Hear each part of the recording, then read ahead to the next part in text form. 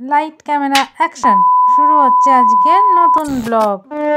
Good morning সবাইকে। সবাই কেমন আছো?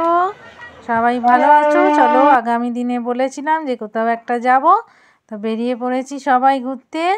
তো উঠে পড়েছি ট্রেনে। ট্রেনে করে আমরা যাচ্ছি একটু বেরু করতে। নেমে পড়েছি ট্রেন থেকে, এবার উঠবো টোটোয়। দিশানি ছুটছে। তো টোটোয় করে কোথায় যাচ্ছি চলে এসেছি হচ্ছে রাসমেলা দেখতে। হ্যাঁ, যারা ভাবছো যে রাসের মেলা শেষ হয়ে গেছে, একদম কিন্তু শেষ হয়নি। তো যারা রাসমেলা দেখতে চাও তারা চলে যাবে উলুবেড়িয়াতে। উলুবেড়িয়াতে রাসমেলা এখনও চলবে, ডিসেম্বর মাস অবধি চলবে। তো খুব সুন্দর সাজিয়েছে। আমরা আজকে চলে এসেছি।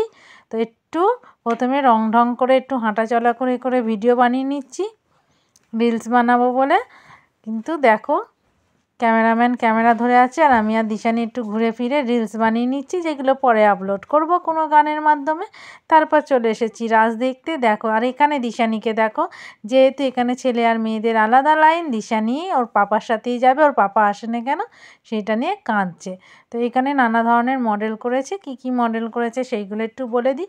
বাচ্চাদের কিন্তু বেশ ভালো লাগবে। এখানে মীরাবাই নাচছে, দেখো খুব সুন্দর পুতুলের মাধ্যমে তুলে ধরেছে। এখানে রাধাকৃষ্ণ নৌকো বিহার করছে। এখানে হচ্ছে ভক্তের ভগবান সুদামা, আর এখানে হচ্ছে মনসা ঠাকুর। আর এখানে হচ্ছে 4টে যুগে 4টে কৃষ্ণের অবতারকে তুলে ধরেছে। আর এখানে অকাল বোধন পুজো হচ্ছে। এইগুলো কিন্তু আমি বেশ বড় বড় ভিডিও বানিয়েছি, যেগুলো তোমাদের সাথে অন্যদিন শেয়ার করবো, এক একটা ভিডিও এক একদিন নিয়ে। আর এটা হচ্ছে সীতাকে নিয়ে চলে যাচ্ছে রাবণ, এরকমই মনে হয় কিছু একটা করেছিল, সেটা আমি বুঝতে পারিনি। এটা হচ্ছে সাবিত্রী সত্যবানের মুক্তি দিয়েছে। তারপর চলে আসবো হচ্ছে রাস মঞ্চে, যেখানে রাসটাকে পুতুল দিয়ে সাজানো হয়েছে। কত সুন্দর সুন্দর পুতুল দিয়ে সাজানো হয়েছে রাসমঞ্চ। আর মধ্যিখানে রাধাকৃষ্ণ দাঁড়িয়ে আছে, তার চারপাশে অষ্টসখীরা ঘুরছে। বেশ দেখতে খুব সুন্দর লাগছিল। বেশ ভালো বড় জায়গা নিয়ে, তো বেশ ভালো লেগেছে। দিশানি তো খুব আনন্দে এদিক ওদিক ছোটাছুটি করছে। এখানে একটু ফটো সেশন করছিলাম, দিশানি ওই দিক ফিরে দাঁড়িয়ে আছে। আর ভিডিও তুলতে তুলতে এই এফেক্টটা দেখলাম কোথা থেকে চলে এলো, তো রেখে দিয়েছি। এখানে চলে এসেছে পুতনা রাক্ষসী। তারপরে চলে এসেছে রামকৃষ্ণদেব, একজন করে চলে আসছে সবাই।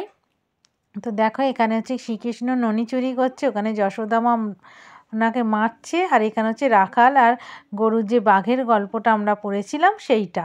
তারপরে কি আসবে? তারপরে আসবে বৃদ্ধাশ্রম।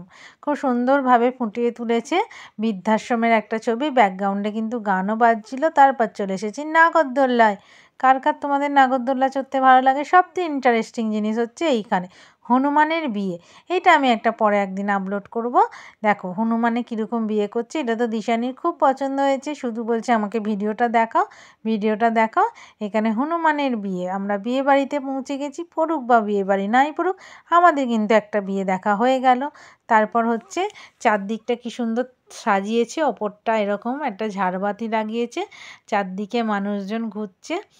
বেশ ভালো পরিবেশটা, খুব সুন্দর পরিবেশ। গান হচ্ছে, নাচ হচ্ছে। আমি এখানে আর একটু রং করে নিচ্ছি। আর মেলাটা বিশাল বড় মেলা বসেছে, সেটা আবার অন্য একটা ব্লগে শেয়ার করব, কারণ নাহলে ব্লগটা অনেক বড় হয়ে যাবে, কেউ আর দেখতে চাইবে না। তো আজকের মতো ব্লগটা এখানেই শেষ করলাম। তোমরা সবাই ভালো থেকো, আর কেমন লাগলো সেটা জানাতে ভুলবেন না। Tata, bye bye.